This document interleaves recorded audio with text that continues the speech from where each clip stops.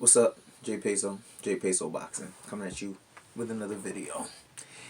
This video was inspired by Barbershop Conversations. Um, he told a story today, interesting story. Um, the story said in so many words that Terrence Crawford is no longer number one pound for pound.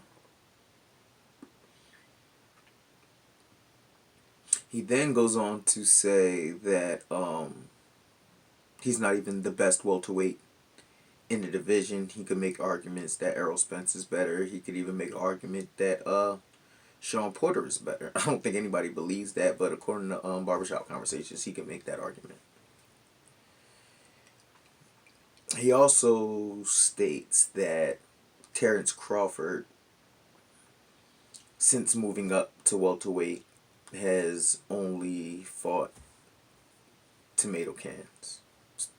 I'm not sure if that's the exact word he used, so don't quote me on that. I'm paraphrasing, but pretty much more or less his argument is at welterweight, Crawford hasn't fought anybody, which seems to be the narrative for Crawford haters and Spence fans, depending on how you want to look at that situation.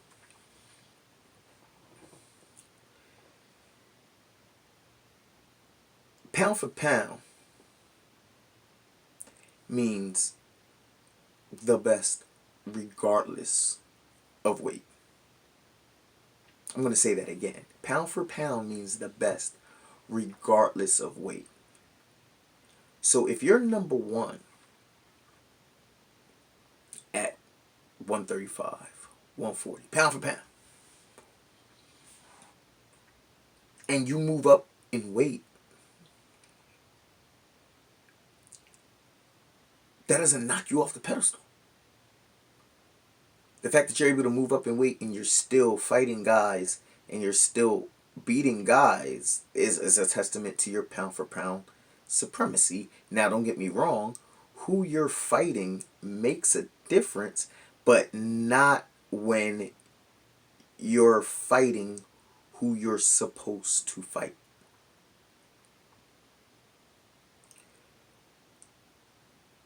Terrence Crawford, for all intents and purposes, is fighting who he's supposed to fight. His mandatories.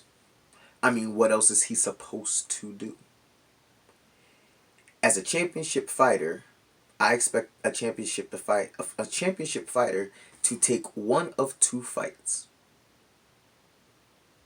We'll say one of three, but in my opinion, that third one is going to go into the second one. That's a big money fight. Usually a big money fight correlates to a bunch of people wanting to see that. And so, to me, they go hand in hand. But a big-time fighter is supposed to fight one of two fights. Either the fight that the public has been demanding to see, or we want to see you and that dude. And the fans aren't stupid. Usually, I've heard some ridiculous claims, like when people were saying they wanted to see Mayweather fight Golovkin. But usually, the fans are good at picking fights. These guys are close in weight. They're separated by one or two weight classes. It's not that big of a deal. Or your mandatory fighters, and as far as fighting your mandatory opponents, that's just to maintain your belt. I mean, you can avoid fighting your mandatory opponents, but they're going to strip you unless you're Canelo, and then the WBC will give you some leeway regarding that, or they'll figure out a way for you to still be a quote-unquote champion while not really fighting the guys you're supposed to be fighting. But I digress. And you see how much flack we give, well, some of us anyway, give Canelo for not fighting his mandatories. But that's only because many of us believe these mandatories are guys that could legitimately beat him. These guys that Terrence Crawford is fighting are not bumps by any means.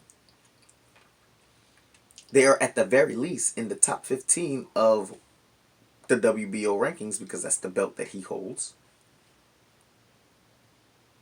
And that's the belt he intends to keep. So he has to fight these guys ranked. Now we can have a discussion on the WBO's rankings, but we can have discussion on all of their rankings.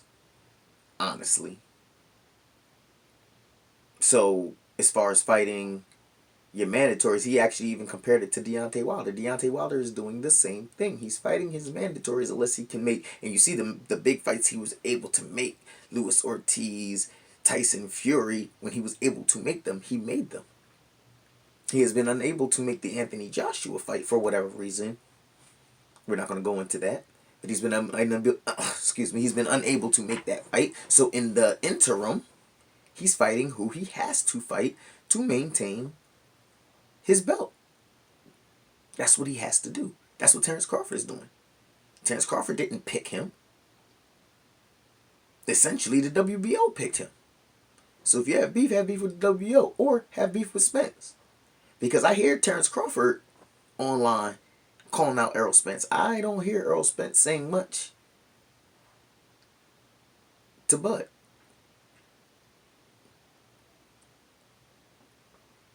But I digress.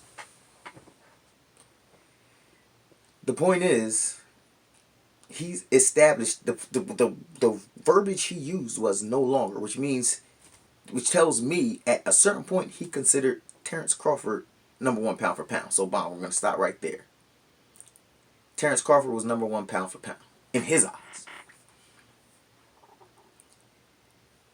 As long as Terence Crawford is fighting who he's supposed to fight, the only thing that can knock him down from being number one is if the guys that are 2 or 3, maybe even 4, depending on where you looked at him at being 4, they have to fight a fight compelling enough to leapfrog them over Terence Crawford. Terence Crawford's fights don't knock, he fought Jose Benavidez. He falls down to 2. Why? Who did Lomachenko fight? Who did Canelo fight? You see what I'm saying? And if these fights aren't compelling enough to leapfrog them over Terence Crawford, then Terence Crawford stays put. He stays exactly where he is, number one. And I will attach this to the end of that. Canelo has a fight against Sergey Kovalev coming up. To me, in my opinion, that is a significant pound for pound fight. In my opinion. Some may disagree.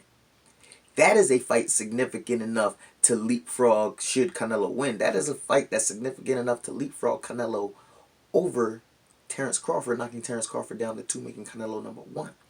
Should he win. But that's that fight. A fight with Golovkin wasn't significant enough to do that. It's a big fight. But it's not pound for pound significant because Golovkin, as far as I was concerned anyway, didn't hold that much weight as far as pound for pound supremacy. Not like Sergey Kovalev does, because before Sergey Kovalev took his L's to Andre Ward, they had him up there. And now that Andre Ward is gone and Sergey Kovalev has continued his dominance at that weight class, he's put himself back up there again. Golovkin, in my opinion, was never that much of a beast at 160. He was fighting the right fights. Again, fighting guys he had to fight. Not a knock on him, but it's not enough to compel me to believe he's anywhere above where he actually was.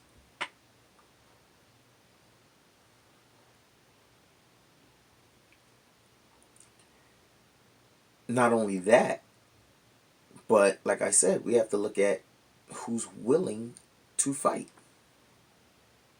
Now, I'm not quoting any of these guys because when it comes to boxing and promoters and managers and all that other stuff, their narrative switches up depending on the day, weather, time, whatever the case may be. But like I said, we've seen Crawford pull up. We've seen Crawford. I mean, don't get me wrong, they were both going back and forth when they had that little meeting last year. I think it was last year around this time, matter of fact. Yeah, I think it was around Christmas time, so it was a little bit late last year. A little bit later in the year. Well, Bob Arum was there. Bob Arum, hey, tell Al call me. I don't know if that call ever happened. If it did, I don't know what was said. But from what I can see. I can only go by what I can see. I'm not on the ends of boxing. I'm not rubbing elbows with these guys, so I don't know what's being actually said, but I know what I see. And what I see is Crawford and his side making a concerted effort to get Errol Spence out of hiding, especially now more so. And this is just my opinion, but I think they see vulnerability in Spence, and they see that the time to make that fight is now because they really feel that they can take him out. Now, whether Spence side believes that's true and they're trying to avoid it a little bit for down the line, I don't know. I'm not saying that, but Spence Crawford's side definitely feels like they got the upper hand right now. Should they fight right now? They feel they have the upper hand. They see a lot of vulnerabilities with Spence. And I must say, I agree. I see the same things. But my last part to debunk this whole argument from Barbershop Conversation would be for me to take it back to 2010. In 2010, Floyd had been gone out of boxing for a while. He came back in 2009, fought Juan Manuel Marquez, which was not a fight to boost him back up to number one pound for pound supremacy. So when he came back, by the time 2010 rolled around, right before he fought Shane Mosley, he was not considered number one pound for pound. Manny Pacquiao was considered number one pound for pound. Before that fight, on May 1st, 2010, before that fight took place, Manny Pacquiao was number one pound for pound. And Sugar Shane Mosley was the number one welterweight in the world. See, Barbershop Conversations' argument was Terrence Crawford can't be number one pound for pound because he's not even the best welterweight. Now, like I said, I disagree, but even if that's the case, if we're going to say for the sake of argument that is the case and he is not the best welterweight, this is my effort at debunking that. In 2010, when Manny Pacquiao was number one pound for pound, Shane Mosley was the number one welterweight in the world after Margarito beat Cotto and Shane beat Margarito. That made him the number one welterweight in the world. In 2010, Pacquiao was fighting at welterweight. Now in 2009, 2008, I believe he had a few fights at welterweight, but he wasn't actively fighting at welterweight, which is why once Floyd was gone, guys like Cotto were able to establish themselves as the number one welterweight until he got beat by Margarito, making Margarito to be considered the number one welterweight until he got beat by Shane, making Shane the number one welterweight. All this time, Manny Pacquiao's working his way up. By 2010, he's a welterweight, but he's not considered the number one welterweight. But he's definitely considered number one pound for pound. So where you're considered at in the weight class and where you're considered at pound for pound are two different things, and they have no bearing on each other. But that's my take. You disagree, leave a comment, let me know. I'm all for it. As always, like, comment, subscribe, feel free to hate, share, all that. It's J Peso Boxing.